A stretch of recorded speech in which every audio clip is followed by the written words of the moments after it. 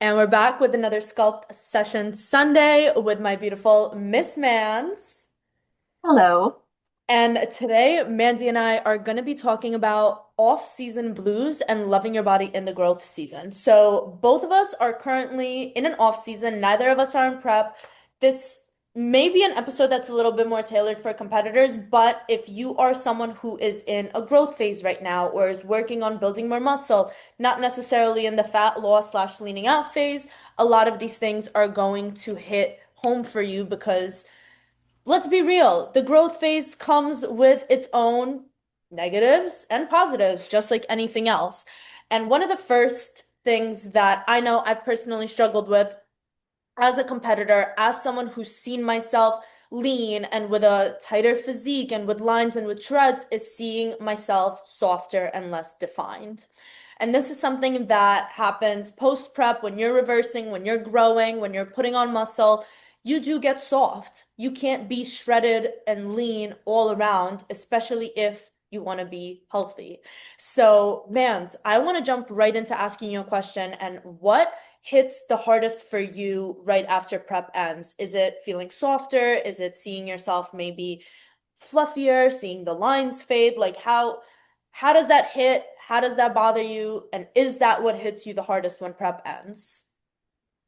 That's a really good question. So the last time that I prepped was the end of 2022. So it's been a little bit. And I would say the hardest part for me immediately after prepping was, and we've kind of touched on this before, was that I didn't have a really good reversal plan. Mm, And so it was like in real time, I could see how my uncontrolled eating was affecting like my hormones, my physique, etc. So like that was a big challenge. And then because I also didn't have the healthiest prep at that time, I had gut dysfunction. So it was kind of like a double whammy. So the biggest challenge there for me was that mental like understanding that what I was experiencing was a physiological drive that I couldn't control, but then also mm, understanding like this isn't healthy and like just the body dysmorphia goes so hard. Now that I have taken several years off, fixed my gut dysfunction, gone through a mold protocol for that ended up happening. Now with this off-season body, which even though I am 39 pounds above my stage weight at that time, I have a much greater appreciation. And now my biggest challenge is literally just like I struggled hard with the body dysmorphia. I was like, you saw pictures of me before. I was heavily overweight. So now being weighing like the heaviest I've weighed since I lost that initial like 60, 70 pounds is a mind fuck. yeah, Excuse my language, but it's a mind fuck. it is. And eventually what helped me come around is seeing pictures of my physique now when I check in. Like I look so different and I look so much better than I did when I previously weighed this. So Hmm. taking that logical approach that like again the scale is a tool for data. Um, do I love being softer? Sometimes. Do I miss the lines?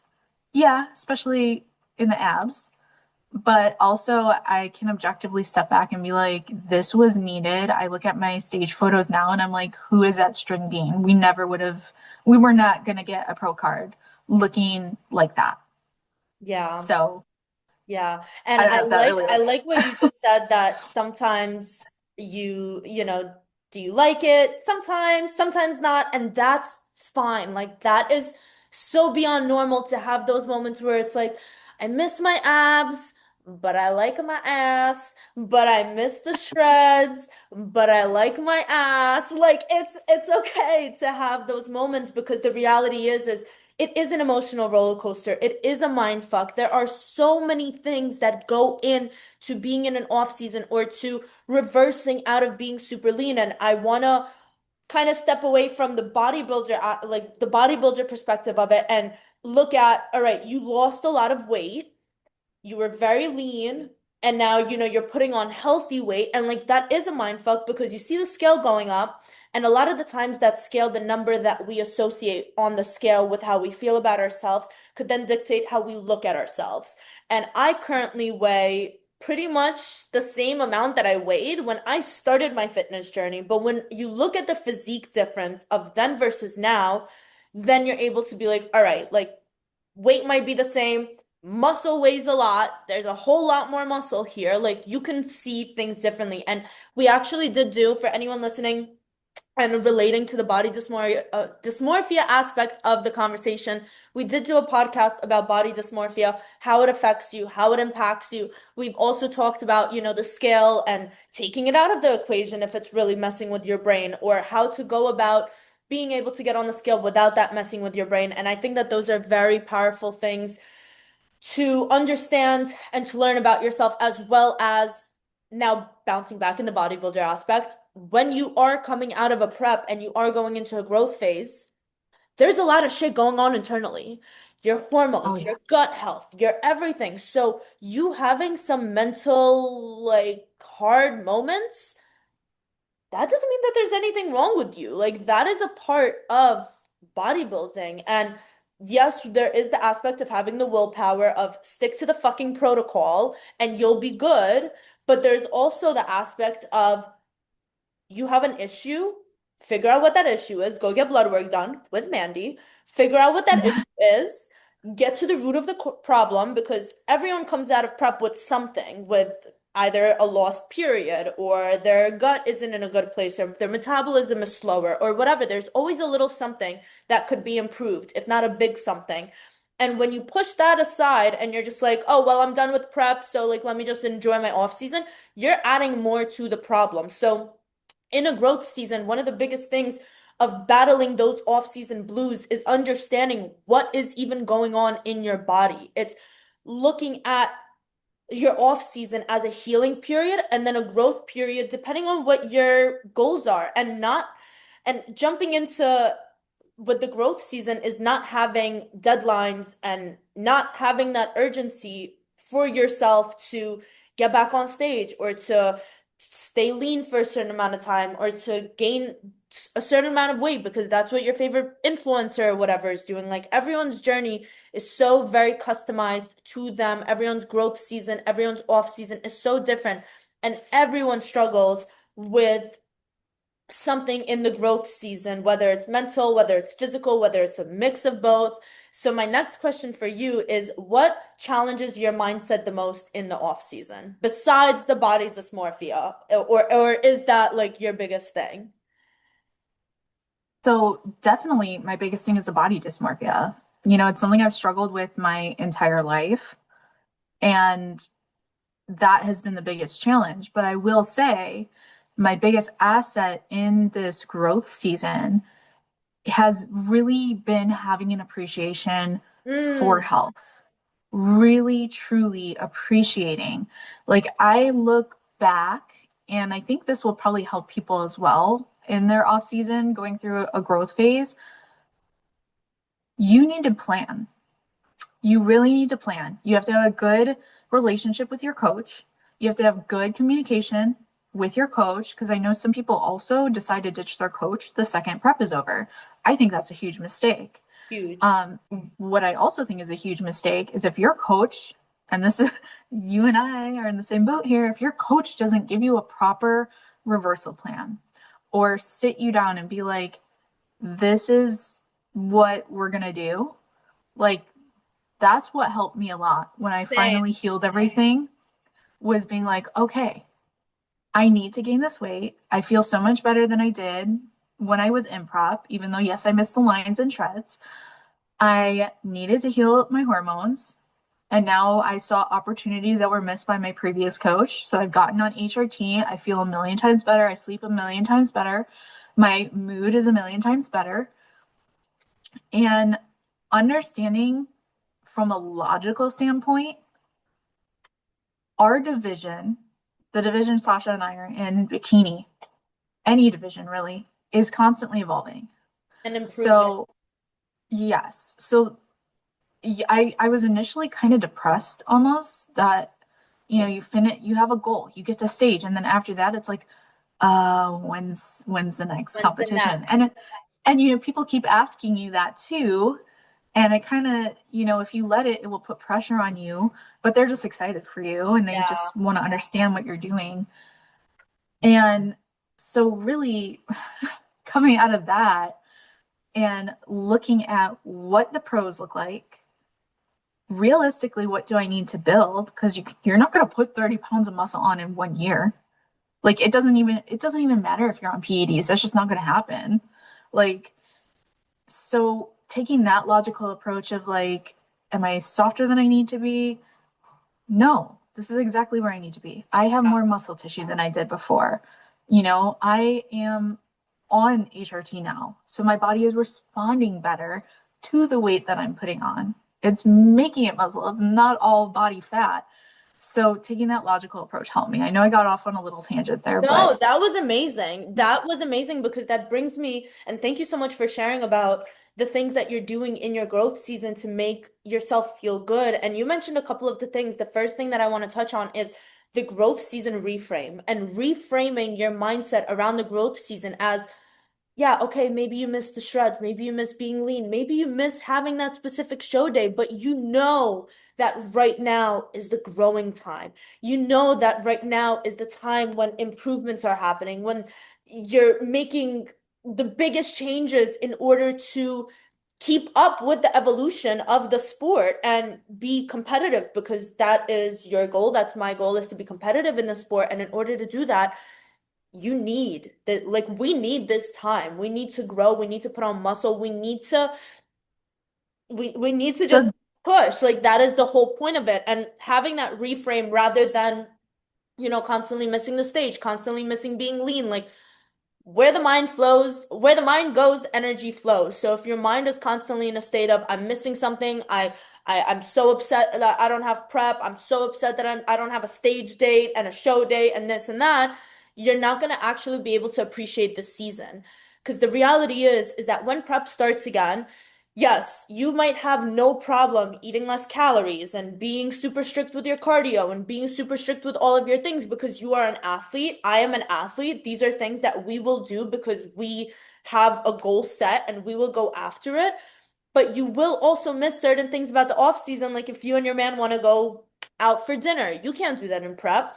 If you want to put on maybe jeans that make your butt look more flattering, it's gonna get a little flatter in prep. I could tell you that, no matter how juicy your glutes are. Like there are still things that there are so many things that you can appreciate in the off season and in the growth season, and being able to focus on those, and most of all, understanding that we are lucky to have growth seasons and opportunities to grow and time to take off stage. There is no time constraint. You don't have to compete in the next 6 months. You don't have to compete in the year. You can take 2 years off and the sport's not going anywhere. And the age doesn't matter because they have freaking 40 plus, 50 plus, 60 plus. They have 70-year-old grandpas getting up on a bodybuilding stage. Like there's no time constraint. It really does just come down to us and what we believe like we need to accomplish. Like I know you had one of the things that you wanted to compete before you turned, I believe it was 35. The first time that you wanted to compete was before you turned a certain age. For me, I was like, I want to get my pro card by 22. That's not happening because I'm turning 23 in a couple months and I'm not competing next year. And I haven't like mentioned this or talked about this anywhere, but the next thing that you said was not having like that specific show day in mind and like, when you're done with the stage, not knowing when the next time you're going to compete. There's two ways you can go about it. You can either be upset and feel like you don't have something to look forward to, or you could be excited because you set your own goals for yourself. The stage is not the only goal. You could set your own goals for yourself and work towards yeah. those. Like I have a goal, I want 40 plus inch glutes, and I'm at like 38 right now. So I'm like, I gotta freaking push in order to get there. And this isn't even like I mean, yes, it's for bodybuilding. You need great glutes, but this is also for me. I'm like, I want 40 plus inch glutes. Like this is just a me thing. So this is like you can set your own goals to work towards that also go hand in hand with the sport, but don't necessarily mean stage right now. Yeah. Yeah. And I think something also to add is the delayed gratification aspect of it too, because every clean growth phase that you do, and then when you lean back down, like your body recomposition is or composition, sorry, is just going to get better and better because the more lean muscle mass you have, like you said, you're eating more and you look great, the scale hasn't gone up. That's because your body composition has changed. You have more lean muscle. So it like the more you do it in the proper manner, like growing, when I say do it, growing, like the better you're going to look and the better I think you're going to feel in those growth phases. That's really like the mature standpoint that I've come to take of it. And it's like, well, it's taking longer than I wanted it to. But like a little kid, like we're always like, oh, I want to go to stage. I want to do that. I want to do that. But I would rather have that delayed gratification of getting on stage than rushing to get back on stage and then being third call outs or last place because I didn't take the time to grow. Yes. Like, and the more you do that and the more you rush it, the worse your metabolism is going to get, the worse your hormones are going to get, and the harder it is going to be to put muscle on. Absolutely. I love that you just said that because that delayed gratification pays off so much more. It pays off Mhm. so much more when you know that you have taken the time that you need to heal from the inside out, to restore your body, to truly be an athlete, like not just be a stage hopper, like not just you can, can we please I'm just the whole concept of, you get off stage, you have a 6 month growth season, and now like you're back in prep. No, That's like girlfriend. impossible. No, girlfriend, because it's probably gonna take you 3 months at least to reverse properly. So how long are you actually growing? For 3 months? No, For no, four it's months? impossible. That is not the game of the sport. The game of the literally the name of this sport, the game of this sport is delayed gratification. You look at any top Olympian, you look at any top competitor. They've been in this for 10 years, 12 years. They've been in this since the OG bikini pose that's now the fit body pose. Like they've been in this. And you look at them 10 years ago, yeah, they had muscle, whatever, they looked great, but look at them now, it's like every time that I think about Amy, for example, I'm Ooh. just like I actually get goosebumps when I see her pictures in 2018 versus right now, or like 2019, or even 2020 versus right now. And she just won 18 pro shows or 19 pro shows, and she's the top. No one has ever won that many pro shows, and she's just kicking fucking ass. But you know what? She has like this is not 2 years, 3 years. This is so just like a lifetime of dedicating herself to growing into the way that she looks now. Like you will not get those results in taking 6 months off or even a year off from Oh, stage. And that yeah. brings me to my next point of if you're having off-season blues because you only have structure during prep, there's a bigger issue because off season does not mean sloppy. Off season does not mean I can do whatever the hell I want to do now. Yes, have fun. Yes, enjoy yourself. Yes, now is the time that you can go have a drink with your man. Now is the time when you can go have dinner with your friends that you haven't been able to do. Now's the time that if you go into a coffee shop and you want to get a little pastry and you have set your mind for that and made space in your macros or whatever, like now's the time when you can do those things. But it's not the time to be an asshole to your body because you don't have a set competition date. And that gives you the off-season blues because then you go into the cycle of I fucked up, but it's okay because I'm not in prep. But I also feel like shit because I fucked up and I'm an athlete and I care about the sport. But I'm also not in prep, so I could make these mistakes. And yeah, you could make mistakes. Mistakes are not the end of the world, but it's this then never-ending cycle. And I'm speaking about this as someone who went through this, who had this, who unintentionally and unplanned had outside meals, had an extra drink that I wasn't planning on having, and then I would not feel good about it, and then I would excuse that for, well, I'm not in prep, so it's okay. And then I got to a point when I was planning to start prep and like we were starting prep, my prep was longer than anticipated because in the beginning, the weight was very it was very stubborn to get off in the beginning. Then it got smoother and like I'm referring to the prep that I just had, but I like looking back at the pictures of where I started, I weighed the same amount as I do right now, but it looks like there's at least a Oh, 10 you pound look way difference. different. It looks like there's at least a 10 Yeah. pound difference. If I pulled up a picture of me in December of last year, right before I started prep, to December of me now. And a lot of that has to do with the way that I treated my reverse. And I was not perfect in this reverse because I did have breast augmentation. Then I traveled to Europe for 3 weeks. So I was not perfect. But even with all of that, I look completely different. And that just goes to say that being in an off season is not a reason to be an extremist and an asshole to your body. It is an opportunity for you to grow while still having balance and enjoying life.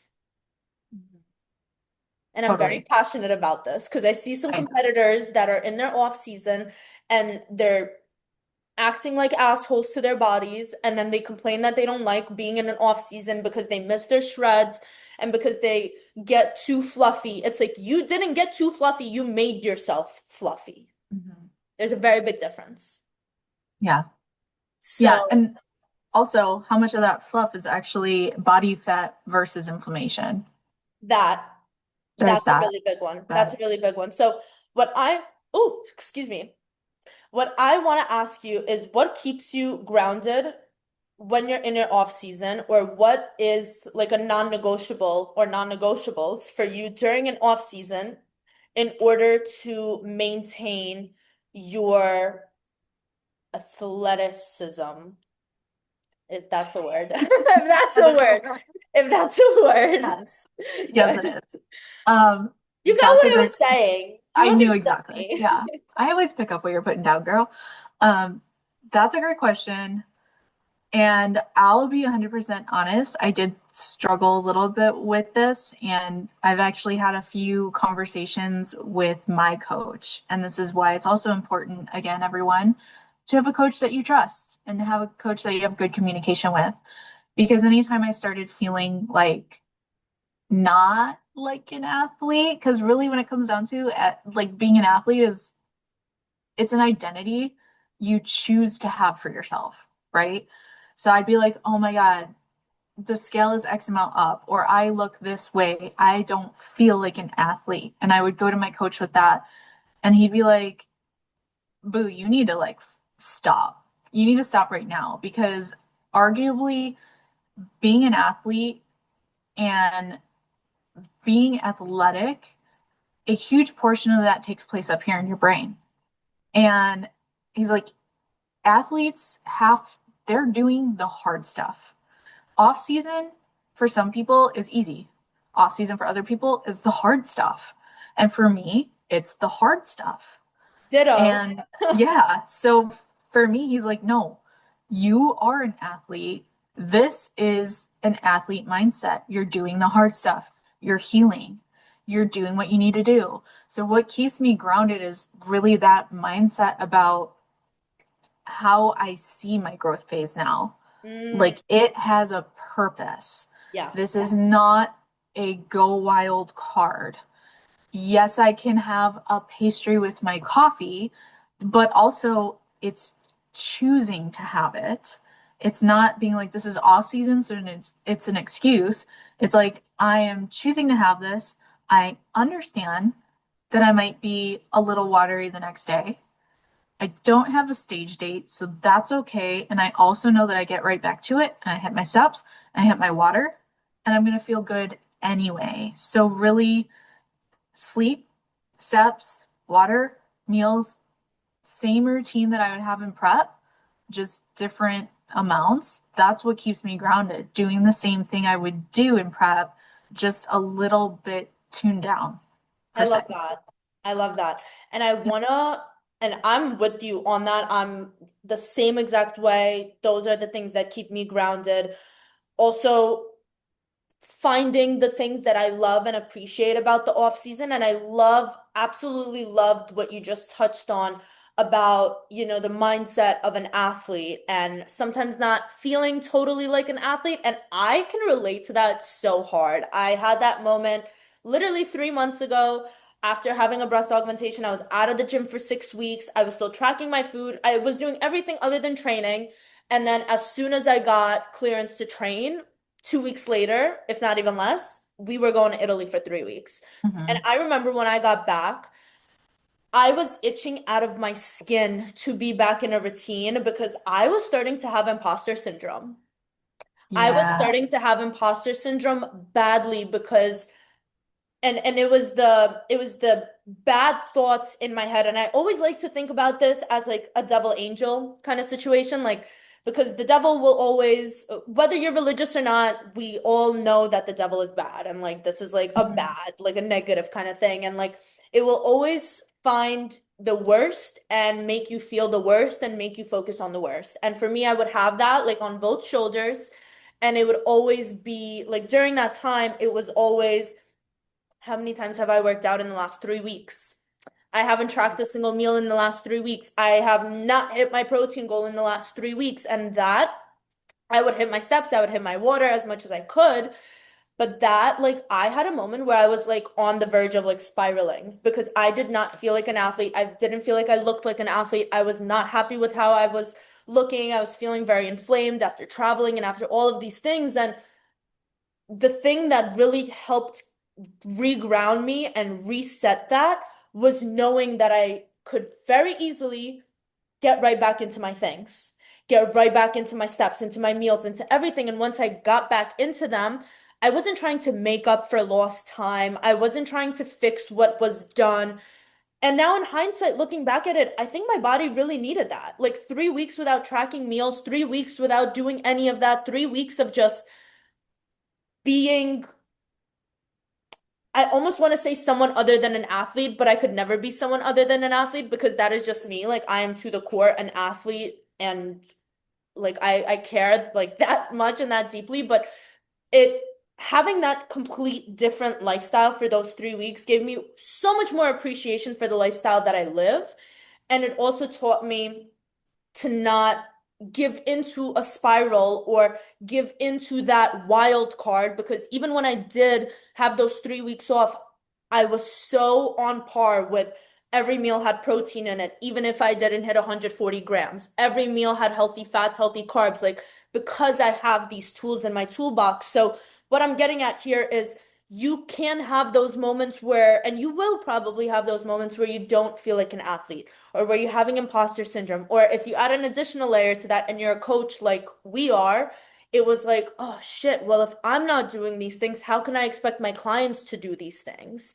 And having an imposter syndrome there too. And that could be a whole different topic because that is not as much of off-season blues does tie into that because when I'm on my shit, it's I expect the same, if not more, from my clients. And when I'm not, I also do, but there comes that imposter syndrome and all of these things. But at the end of the day, all that goes to say is that off season is not a get out of jail free card, jail being structure, routine, and living a healthy lifestyle. It is simply time for you to grow, enjoy life, having a little bit of freedom. Off season isn't regression, it's preparation for whatever you have coming next. You're not less disciplined when you're in an off season if you don't make yourself less disciplined. And to round this out, I want to ask you one last question, and that is, what is one reminder that you feel every woman, or if a male that's a competitor is listening to this, but specifically for women, what is one reminder that you feel every woman needs to hear in her off season? Ooh, okay. Listen, listen, Lindas and Lindos. You need to gain body fat for your hormones. That Mm, is not an excuse to go balls to the wall in dirty bulk, but please understand. that body fat is absolutely necessary for your hormones, and your hormones are absolutely necessary for your muscle growth. That's Yeah. what I would say. I had the feeling, I just had an itch that you were gonna say something that was related to like hormones or Yep. internal, and I love that that is what you said because above all mental blocks that you might have in an off season, above all mindset shifts that you need to make in an off season, the importance of understanding how much your body internally is impacted and affected if you do not give it the fuel that it needs, if you do not give it the food that it needs, if you do not give it the love and the time and the appreciation that it needs in the off season, whether or not you plan on ever being competitive again. If you don't understand that, you will forever be battling yourself. You will forever be battling your food. And to end this off, I do want to also mention that Mandy and I just did another podcast on her page talking about food, the science behind it, the science behind how our bodies uh, respond to certain foods and the science behind emotional eating, which is something that I feel like a lot of competitors experience when coming out of a prep, specifically because your hunger hormones are all over the place, your hunger cues are all over the place. And that is a podcast worth listening to, specifically if you are competitors. So that episode is going to air on Monday, December. I have to pull up my calendar. Whoops. Probably 15. 15th. Yeah. Yeah, so that's probably going to be the day after this one airs. So if you're listening to this on Sunday, tomorrow, Mandy's podcast is going to air. So go ahead, give that a listen. And as always, wait, before I close it out, is there anything else that you wanted to say? I'm like ready to end it because I feel like we just dropped so many bombs. And if we keep talking, we'll just talk forever. But is there anything else No, that you want to say? I think this is great.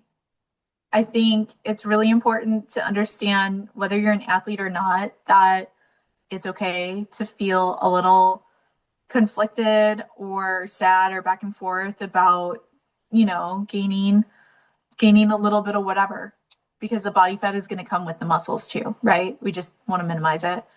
And just know that you're not alone, and understand that, we're speaking specifically to bodybuilding, but if you look at football players, if you look at gymnasts, if you look at swimmers, if you look at other athletes, we all have extremely different physiques and needs for the sport that we're in. So understand that just because you might look a certain way or your body structure gains weight a certain way, that doesn't mean that you're not an athlete. That doesn't mean that at all. So even in your off season, as long as you want to be an athlete, you're an athlete, period. Yeah, I love that. I love that. That is such a beautiful place to wrap up. Thank you so much, Mandy, for hopping on with me and dropping these freaking nuggets of wisdom onto all the peeps. If you enjoyed this podcast, please give us a thumbs up, like, comment, share, subscribe. A little goes a long way. It really helps the podcast grow and the community grow. Mandy, where could the people find you? Instagram at mandy.g.arias, Arias, Yeah. and also on Spotify. And also on YouTube. And also on YouTube. And also on YouTube, but I will link her Instagram down below, and then you can find all of her socials from there on, as well as mine, also going to be down in the show notes. So thank you so much for tuning in. Remember, you are a freaking badass, and thank you again for tuning in to another sculpt session. Bye.